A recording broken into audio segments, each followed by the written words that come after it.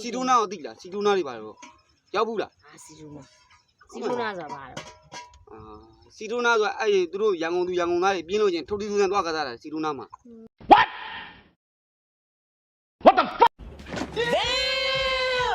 တော့သူမှနင်းတော့သူမှဘာစားဘူးလဲနင်းဟမ်ဘာဂါတော့မစားဘူးပဲနဲ့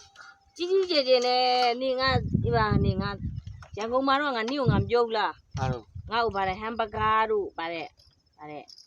ဟမ်ဘဂါတို့ဗါပီဇာတို့တဲ့ဗါတဲ့ဒူးနူးနတ်ဆိုတာဗါနတ်ဆိုတာနတ်တော့နတ် ပီဇာနိုင်ငံခြားသွားလို့ချင်းလောက်ရတဲ့ဟာဘာပြောနော်ပီဇာဆိုနိုင်ငံခြားသွားရင်လက်မဖြတ်ရတဲ့ပီဇာ